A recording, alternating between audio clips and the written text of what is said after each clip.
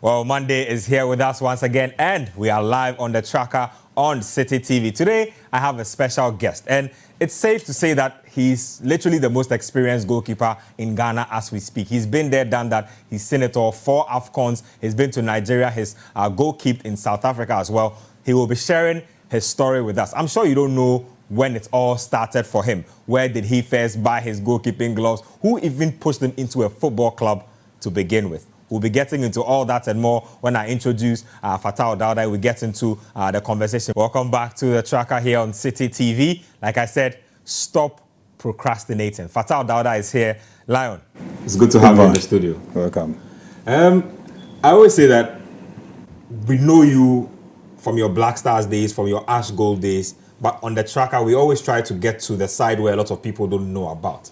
Tell us about your early life and even your educational background. What was it like for you growing up? What schools did you attend in the beginning? Well, thank you. I think I need to summarize everything so that we move on with the program.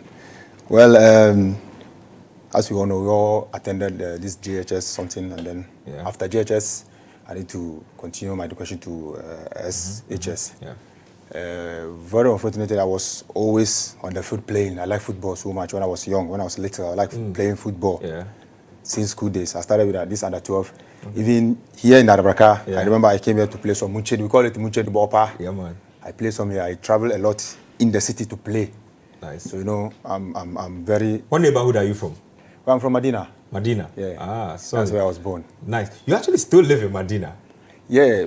My family house is there, but now I live at Lakeside. Oh, sweet, sweet. I mean, what schools basically did you attend? Like JSS, SS? You didn't touch on that for us. I'm saying this because most of the time, our sports heroes, we like it when people mention that, oh, you know, Fatau Dauda went to ATTC, he went to so and so school. They like to attach that type of sentiment to it. So we just want to put out there, like, what specific neighborhoods you said you grew up in. Like you said, you grew up in Medina. What schools did you also attend? Well, that's Medina 3 JHS. That's where I attended my JHS level, and then I finished, and then I continued in Cape Coast. Okay. That's commercial service institute. It's a commercial school. Interesting. Those who attended Fanspin will know that school because we share. You know that school. I know. You know that school. I know the school you're talking about. So I don't want. It's only for me to. That's my school. Interesting stuff there. Tell us about when you first came into contact with football. Who brought you first into the game? How did you first enter the professional realms? Well, I started when I was young, like under 12 level. There's one guy in our hood. He's late now. May Allah, may his soul rest in peace. He's called Audu Wala. Those in Medina who knows him. He brought me up when I was young. That's non-league. It's a non-league team. So we just play in the hood. Just by my house where I live, there's a big football pitch there. That's where Godo Ablode, Owusu Benson, Yao Preku. What's the name of this park? That's Medina Kenkere Park. Oh, it's like Adabraka. It's like Adabraka Sahara Park. Same. Park, That's where I started. So and when were you always a goalkeeper? I started playing as a striker, and then this man I mentioned his name, Audwala, turned me to a goalkeeper. And then I think I had interest to, be the goalkeeper. So I was in the pool playing, doing well. I remember anytime we play a game, he needs to give me money because I was doing well. So I have interest to be a goalkeeper. That's where I started playing as a goalkeeper. I remember you from as far back as Okwewu United. A little bit of your Ash Gold days as well. When did you first come into contact with league football in Ghana here? That's you should start from the second division. Oh, so you began from Division 2? I began from the coast level. The coast, I played my coast in Cape Coast. Okay. When I was in school, I was playing coast. I finished school and I came back to Accra. I joined Medina United. The late Mr. Jordan Anabla's team. That's where I started in the second division. I played for 2 seasons. I finished, and then I continued to play for Hovoradeb. Division 1. The famous Hovoradeb. By then they were in Division 1. Wow. I went to play for 3 years. Okay. I came, I was training with Liberty for about almost 1 season. But by then they were very top goalkeepers there. Very top. Kujuado, William Amamu, Luis Queno, that goalkeeper who went to play for Kotoko. A lot of goalkeepers there. So I couldn't get a chance to play. So I need to go and try my best in the Eko United. That's where I got a chance to play for Eko United in 2002. By then, the coach was Coach Sule Mohammed. Yep. He gave me the platform. He gave me the platform, and then I started playing from there for 2 seasons before I moved to Ashgold.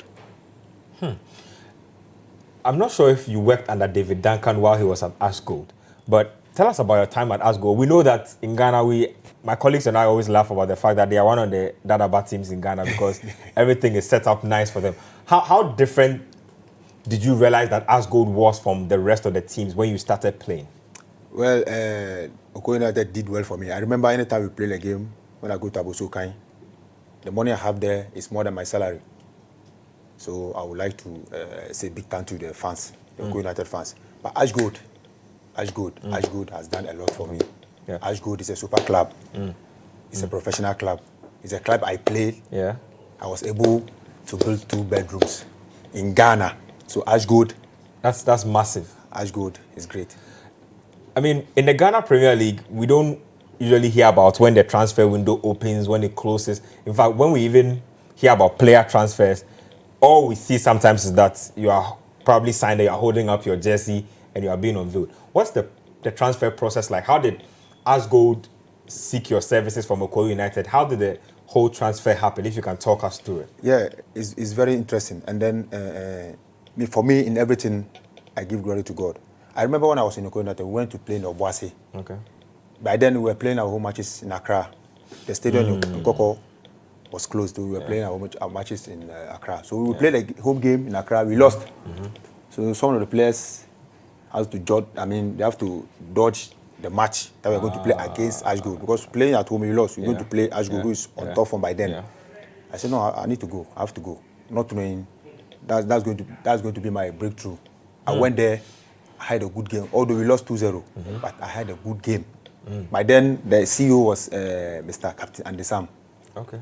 And then Coach Oti Akente was the technical director in Ashgold. Wow. So after the game, would you believe the supporters of Ashgold? Yeah. I don't know. They were giving me money, telling me next season they need to bring me in Ashgold. Wow. And it happened. I was in Accra when I had a call from Mr. Andy Sam. Yeah. Was telling me, no, they want to come and take me from Eko United. By then, I was in Accra. We know how Ashgold is. Yeah. Gophers by then. Yeah. How the club is. Every player want to go and play Gophers. And if you are there, then you have a call from the CEO that they want you. You know how the feeling is. And you know how the feeling will be. Exactly. So, I didn't say no. I said, I'll come. So I went there to do my medicals, and then I was signed to join Ashgold by then. I want to talk a bit about your time in Nigeria, but just touch briefly for me on your highest points in the local league. What can you look back, before you came back to join Legon Cities, and say that this was one moment that really stood out for me during my time in the local league? Well, when we started conversation, you do mention the name of Coach Duncan. Yeah. He's a great man. He did a lot for me. He gave me. I remember when I was in Ashgold, George Owu came. Yeah. And at the time, we need to play a game. I was on top form. Owu was on top form. Coach Duncan has to toss a coin. That's how serious it was. Yeah. He tossed the coin. Wow. He told us he's gonna toss the coin for 3 times. So he tossed the first one. George Owu won. The second one I won, and then we need to go to the final.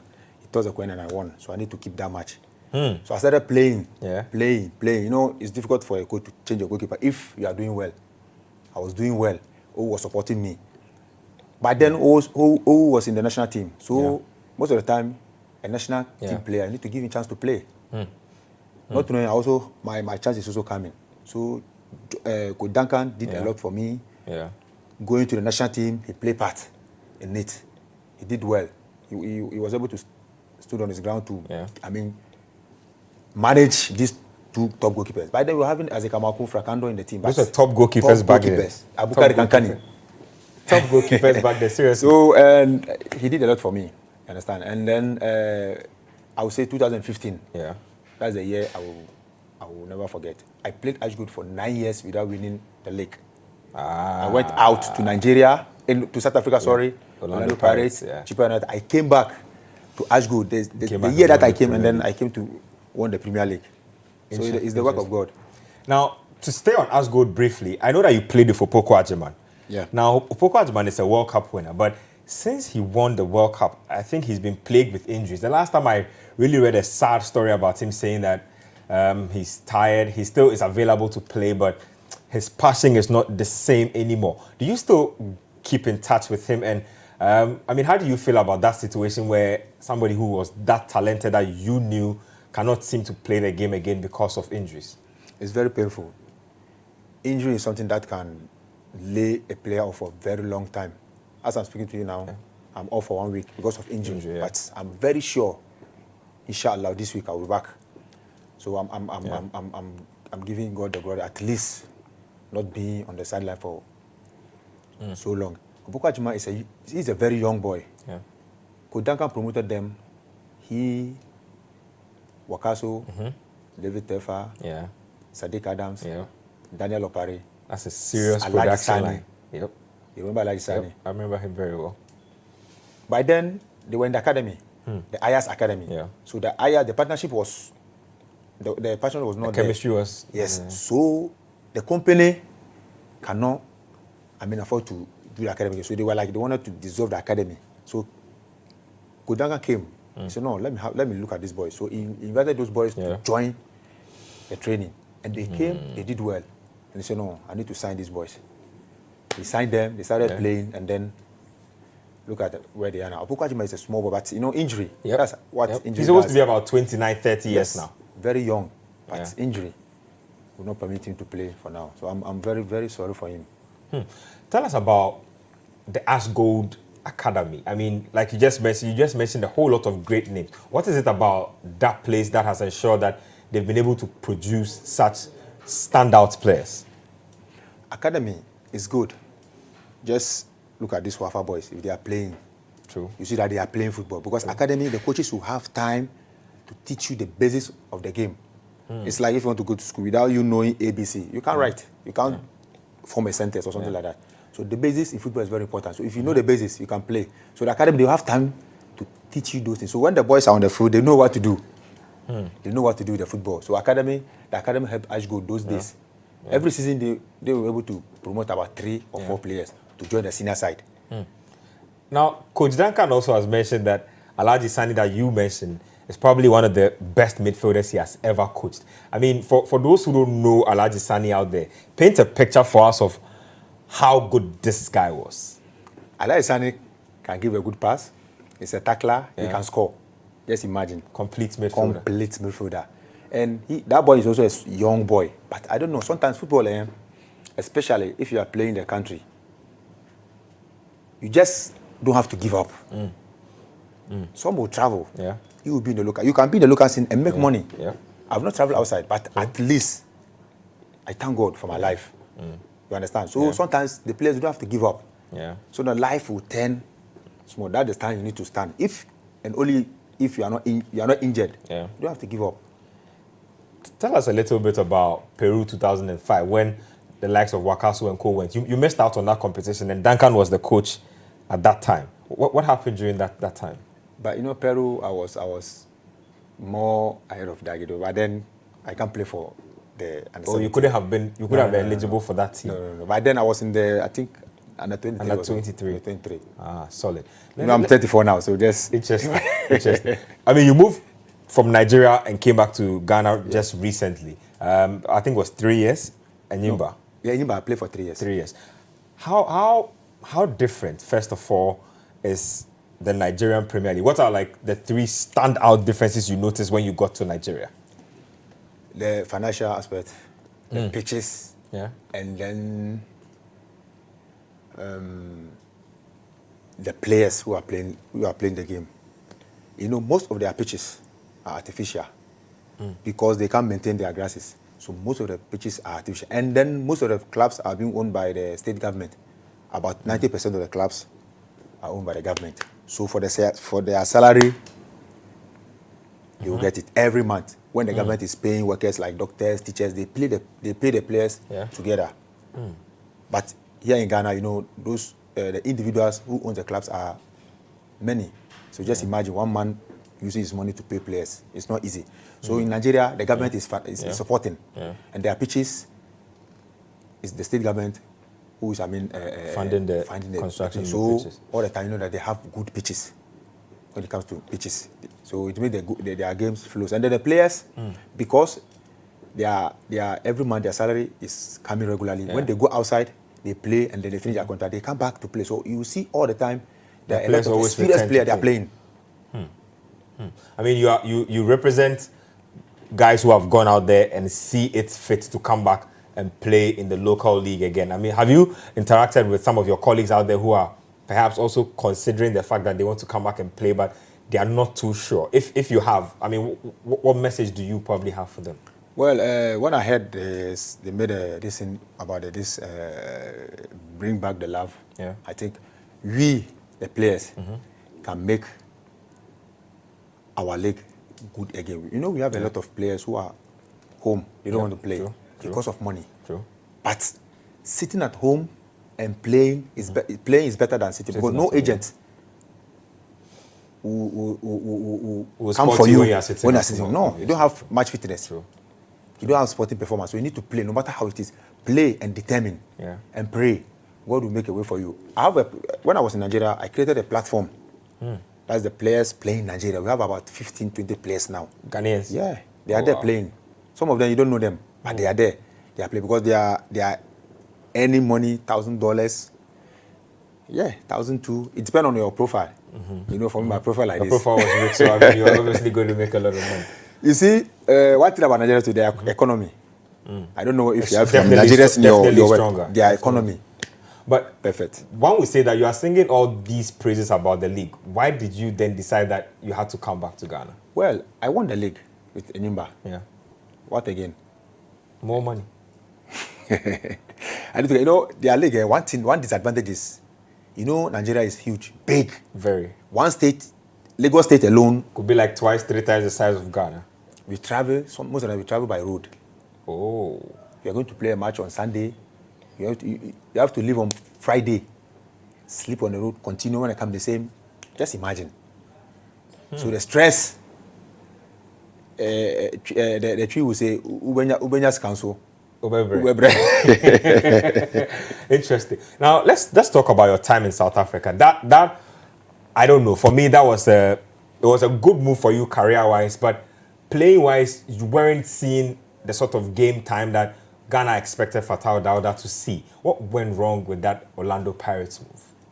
Well, that move came when we played AFCON 2013. Okay. They saw me and they approached me. But, you know, when they came to Ashgood, Mr. Fianu is a real football administrator. So you can't just let a club come for a player directly. Yeah. You need to pass some channel through an agent. Yeah. So that's how FIFA law is. So he did that, and then I need to go because I need to go and take another challenge. Yeah. I went there, very unfortunately, when I went there, the goalkeeper you were going from Ashgold then? Yeah. The goalkeeper who was there was their national team captain, their number one. Yeah. By then I was also the number one goalkeeper in Ghana. So just imagine. But sometimes if you don't understand something, if this is our department, if like we don't, clubs don't normally buy goalkeepers too much because a goalkeeper can play for a long time. True. We have some clubs. You have some clubs who actually you don't know their second goalkeeper. True. This Manchester and this club sometimes you don't know because the first choice goalkeeper is such a constant. So I went there. The guy was doing well, although the club should, or the coach should, at least give me some game time because by then the World Cup was approaching. I was very hot by then because I was lucky I made the squad to go to the World Cup. Because I was not playing in Orlando Pirates. But at least I have a team, I have a club. You understand? Sometimes I play some training matches, which is not official, but I'm active. I was active by then. So I was facing very big challenge there. Where a person who is playing is doing well, playing the national team, and the captain. So you can imagine. Now, one thing we talk about in Ghana is that if our league is world-class, like what the South Africans have, our national team will also be world-class, will win trophies, blah, blah, blah. We've seen South Africa in the type of league they have. It has not necessarily translated to their national team in terms of success. What would you say is the problem between having a good league like that, but not having as good a national team for them? I mean, based on your stay in South Africa, how you've gauged their players, their mentality, and everything. South Africa, they have a good talent, but their mentality, some of the players, their mentality is different. There's no pressure there if they are playing the national team. There's no pressure, so they feel relaxed. Unlike Ghana, there's pressure if you are playing the national team. The pressure is not negative, positive, because they want you to win trophy, so it's positive. So if you are a player, you are afraid of, you are scared of pressure, you can't play, because you are playing football to win something. So if you are not a winner, you can't play for the national team. So the South Africans definitely, you want to say that they don't feel as intense the edge to go out there and do stuff like the way we feel out in Ghana, because in Ghana you know that if you don't win one match, and you, for instance, Fatau Dauda, you are the cause of the reason why we don't win. You can't go out. The South Africans, they play well, they have good talent, but that's their mentality. They are laid back. If they should have a character like we want to win, they will make a mess in Africa football. I'm telling you, because I know I was there. I know what I'm saying. But like, they will go and play. If they win, if they don't win, it's fine. But not in Ghana. Interesting thoughts there from Fatau Dauda, Black Stars goalkeeper. He's sharing some thoughts on his time in the Ghana Premier League, Nigeria, and also time in the South African Premier League. We'll take a quick break here on the tracker. When we come back, we'll switch the conversation to the national team, Brazil 2014, and indeed what he intends to do with himself post-football. I've heard some really interesting comments from him about what he will probably want to do after football. Stick with us right here on the tracker. We'll be right back. Welcome back to the tracker here on Citi TV. We are still having a good conversation here with Black Stars International, Fatau Dauda. He has been all over the place. Enyimba, Orlando Pirates. We are catching up with him on what he's been up to. Let's get to his activities with the national team. Now, Fatau, you've been to 4 AFCONs, if my memory serves me right. Yeah, four AFCONs, I think. 2008, 2013, 15, 15, 17. Wow. You've seen it all at the competitions.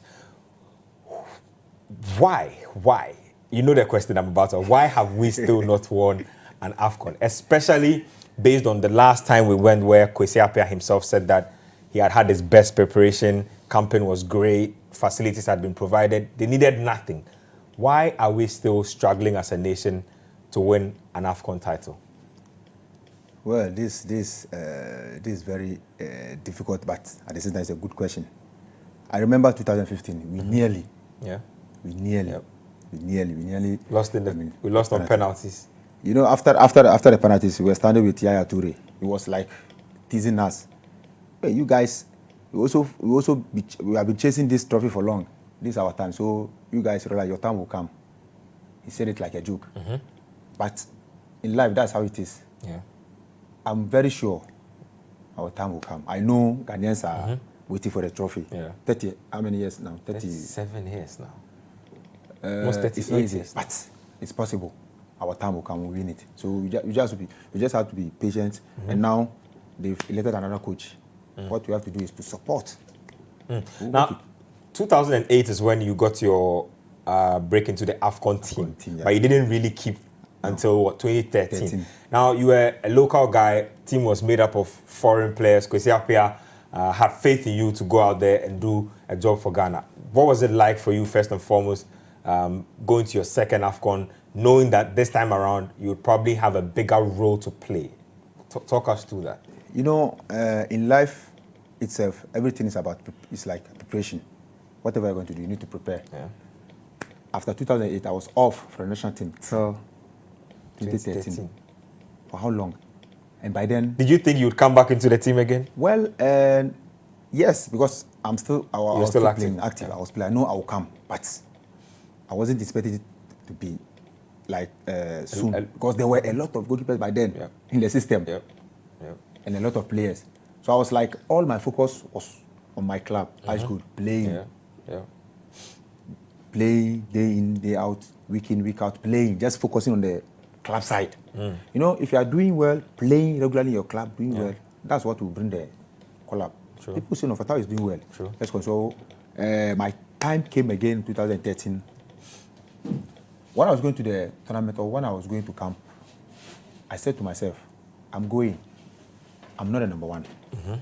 But if I go and I have the chance to play, I will play. So I was prepared myself. I prepared myself and I psyched myself before going. And when I went, I had a chance to play. And I was happy because I was prepared. I didn't panic at all. Because I prepared my mind. Local goalkeeper going to play in the biggest tournament in Africa like this for the first time. Goalkeeper, not an outfield player. You panic, but you know why they call me Lion. Exactly. I have the heart. Tell me about your most valuable lesson that you've learned from being in and around the national team. The question again. Your most valuable lesson that you have learned from being in the national team and generally around the national team. That's if you're in a national team, any least opportunity you get, make good use of it. Because there are a lot of players in the queue who want to come and play. If you go there once, you say, oh, I've arrived. You regret it. Before you come back, maybe the kingdom come, maybe. Because there are a lot of players. So that's what I've learned. If you go there, you have the opportunity, just make good use of it. Let's talk about Brazil 2014. And I'll start off with a very controversial topic. Ghanaians like to talk. And one of the things Ghanaians have said is that you are the reason Adam Kwarase is not in our national team again. People have gone as far back as to say that you have used juju and black magic to keep Kwarase from the national team.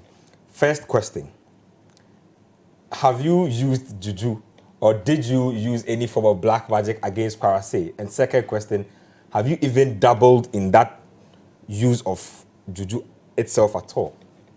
Yes, Ghanaians are saying it. I've been hearing it. But that's how our work is. If you are playing football, you hear a lot of stuff. If I have juju, I will do to go and play outside. To go and play Madrid, Barcelona, to make big money. Me, I pray a lot. I pray not because to perform. I pray to God to protect me, not to get injured. If you pray because of performance, you don't train, you cannot perform. I train a lot. I'm 34 years. But the training I do, maybe the young ones cannot do. I train and pray. I pray not because to perform, for God to protect me against injury. I believe in God. So I don't know where that thing is from. What was your relationship like with Adam? In 2013, the AFCON. You know, he supported me a lot. Oh. Yeah. Every game, Kwarase will come to my room. I'm telling you this. He will come to my room and tell me, that's after the pre-match meeting. He will come to my room. Fatau, go and do well. Don't be scared. Don't panic. I know you are just a local keeper, but you can do it. I'm behind you. You go. I remember after one game, I even give me some phone. Like he bought a phone and then it's like the phone. He wanted to buy another phone, so he came to give the phone to me. So no, if any money that I want, like I can give him. So I just give him the money less than what he bought the phone because he likes me. Yeah. So I don't know where these rumors come from. Talk to me about playing against Cristiano Ronaldo. The feeling, I remember that you saved a certain ball. There's a certain ball that went beyond you. But generally, you seemed very excited to be in that game. I mean, what was it like playing against the Portugal team, playing against Ronaldo, and losing that particular game? Well, it was very painful for we, the team, losing that game. If we should have won that game, we will go far. Because that tournament, I see it to be open. But it's very unfortunate we lost that game. God is good, you know. You know, as I'm sitting here, God has made me big. Playing the World Cup. You know, it's not easy. Some players in the world are playing big clubs. They've never played in the World Cup before. So God has done a lot. Cristiano Ronaldo, play against him, you know, he's a world best. So going to play against him is even a motivation for you, the player. I remember when I saved that header, I jubilated. You know why I jubilated? Tell me. Before the game, we watch their video. And we know Ronaldo is good with the header. They like crossing because he's good with the head. So our department also, that's the goalkeeper department, we did a lot of crossing. So it came, and I saved it. So I was like, this is what we learned. It's like you learning and going to the exams hall and then what you learn. Seeing exactly what you learned just popping up. You understand? But people thought maybe we've seen before in another top goalkeepers. Even when they are playing a game, when they say penalty, they jubilate. Yeah. And football is a passion game. Yeah. If you love what you are doing and you learn something and the team came happy in the game, you'll be happy. Two incidents happened that were framed as indiscipline. The Muntari incident with Moses Ama, and also Kwesi Appiah claiming that Kevin used certain words that I cannot use on this TV at him during training sessions. Did you witness any of those two incidents? You know, whenever we are in training, or we are training, like our department, we go far from the players, doing our own training. So I don't know exactly maybe what happened. Maybe that didn't happen. But, I mean, during that time, did you ever get the sense that there was tension between certain factions within the team? Or, I mean, you were just going about your duty and didn't really realize anything? No. I didn't witness certain until we came to Ghana. I heard that this was happening. I didn't see because we were training with our goalkeepers trainer. And then there's Sule issues too. I don't know whether it happened later because I was in my room. The following day that I heard that this was happening, but I didn't see it in my eyes, so I can't say anything about it. When they were sacking your teammates from camp, did they inform you? Well,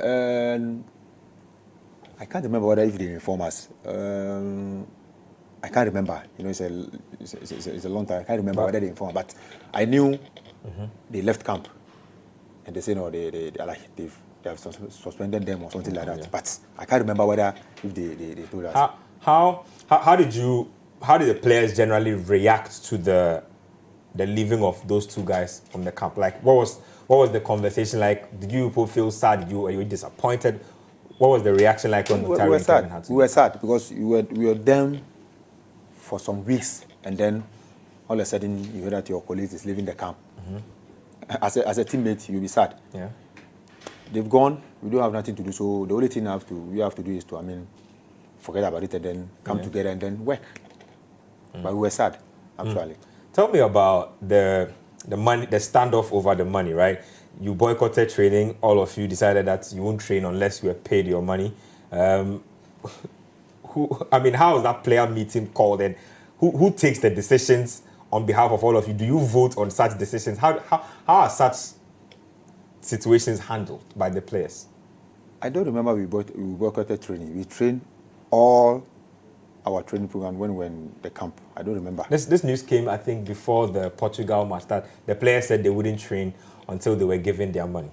No. We train. You can ask other players. You actually did train? Yes, we train in all our training programs. We train. Did you people hear that they were flying money from Ghana to come and give to you people? Well, I was in my room when they started calling. That they said we should come for our money. So I don't know where the money came from. Before you knew, the money had arrived. And then they mentioned your name, we're going to take your money. I don't know how the money came. If... it's true. I would like to... No problem. Yeah. I'm not saying I don't believe it. If there's anything concerning that money incident and the whole Brazil 2014 that you could do differently, what would it be? Well, and what I would say that we were unlucky.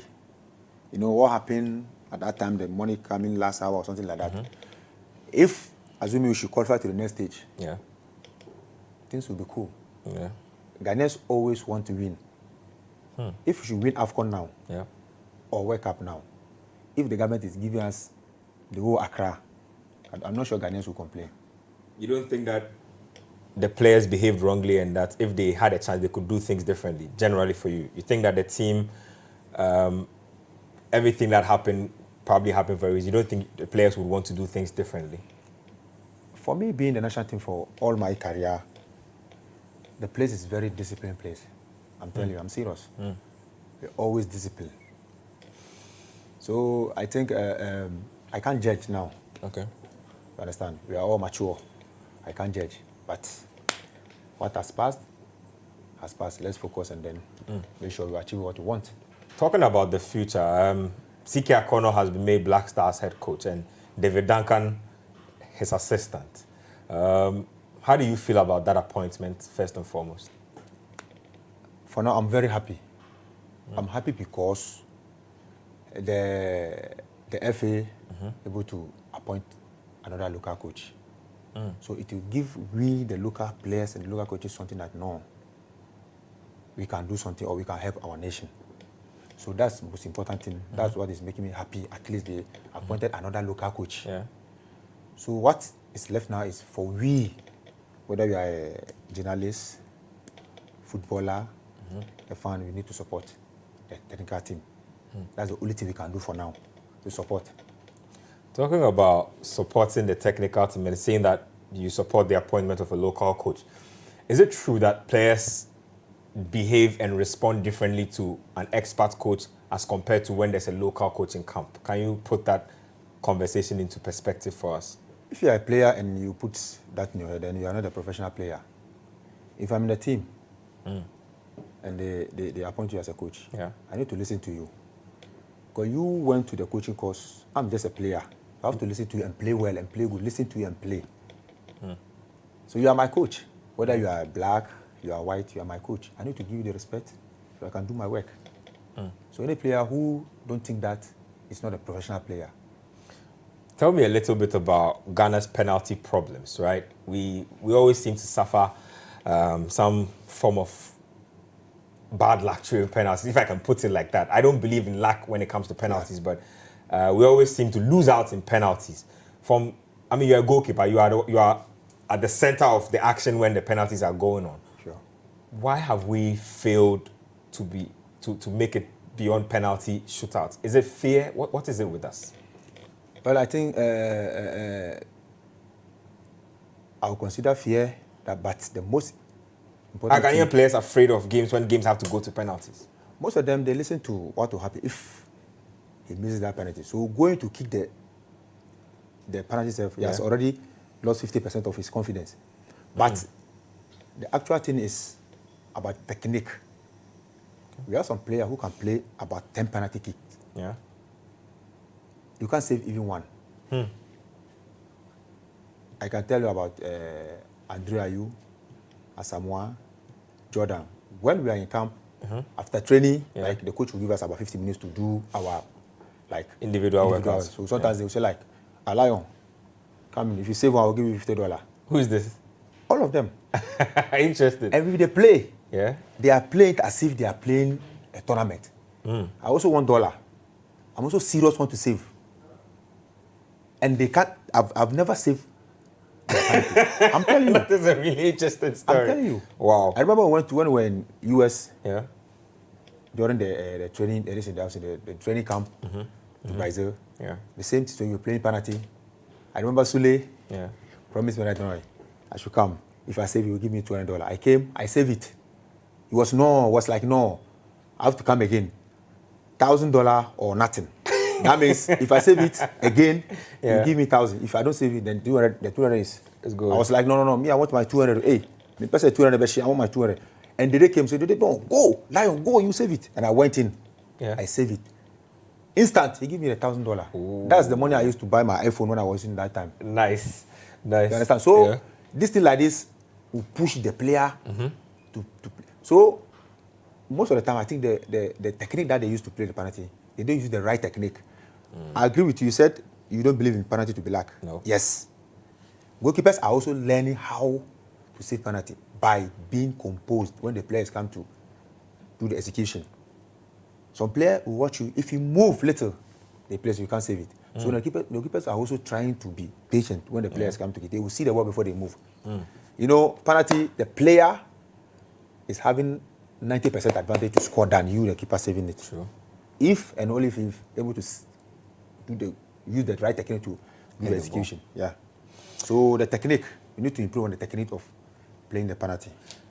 I want to talk about Legon Cities, but just a quick one. Tell me about, you've been in the Black Stars for over 10 years. Who are your 3 favorite players to have played with? And I don't want to mention him, but all of them. All of them are fantastic. You fantastic. have to give me names. No, all of them are fantastic. You know, they are all fantastic. They are nice people. When you go to the national team, they make you feel like you are also a professional player or you are like them. That's one thing about those boys. The big boys there, they will welcome you, encourage you. There's no segregation. No, at all. at all.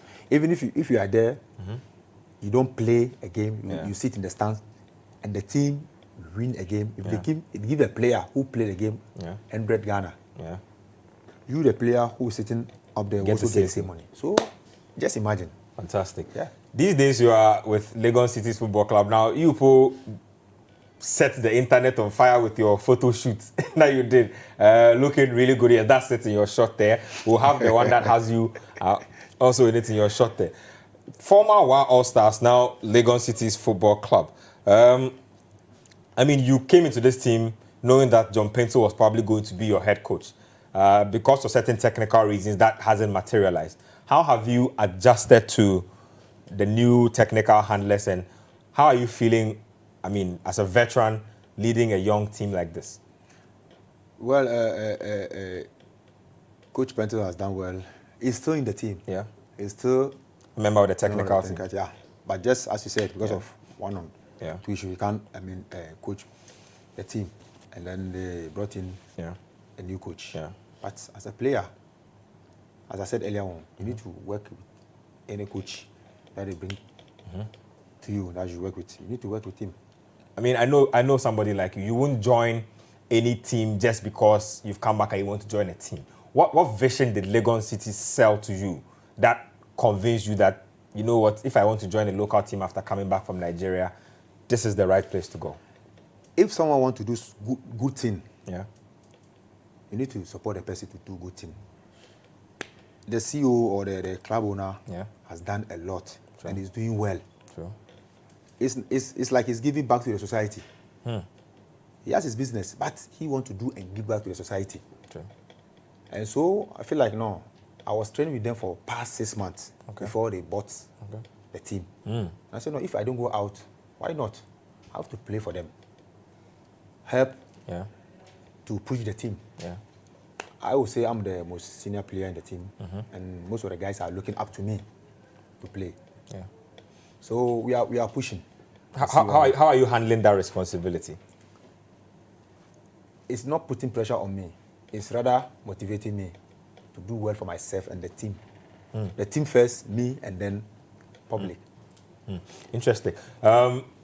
You're 34 years now, if my mind's... Very soon I'll be 35, very soon, maybe in 2 months' time. I mean, you are extremely strong. For a goalkeeper, you could possibly keep for 5 more years till you're about 40. Have you considered retirement at all? I mean, I know sometimes you can get injuries that discourage you, but have you considered retirement? Well, not for now. Not for now. As you mentioned, I can play for more years. But, you know, I love football. Yeah. Even after my career, I will still be in football. Either be a coach, administrator. At least I can write, I can read. So I can do some courses and be administrator. Or be a scout or something like that. I will still be in football because I love the game. But for now, I'm playing. You can see as I'm sitting here. Yeah. Fit and ready to go. Thank you. If Lion wasn't playing football, what would you have been doing? Well. Because I don't know. When I finish school, that's SS. Yeah. I told them, I don't know, I want to still play football. Yeah. So I entered into football. So when I was in school, it's about football. Football. Football, jog football. CSI. Yeah. I will be in class. There will be a Premier League between Dwarfs and maybe other team. Yeah. You know, those times we need to play. We used to play Ketty Razor. The host team will come and play before and after we go and the ball boys. Yep. I will be in the class. They will send someone to come and call me that we have a game. But whether the principal knows that's my job. He even sent me to go and join the team in Cape Coast CUD Park. So when they come, he allowed me to go. So for me, everything's about ball. Well, Fatau, it's been lovely having you on the tracker today. You've educated us all around, taking us through everywhere. We cannot thank you enough. Hopefully, another time you can pass through the studio. No problem. Well, Fatau Dauda has shared the story with us here on the tracker. Hopefully, we'll bring you more interesting episodes in the coming weeks. Until then, keep watching Citi TV.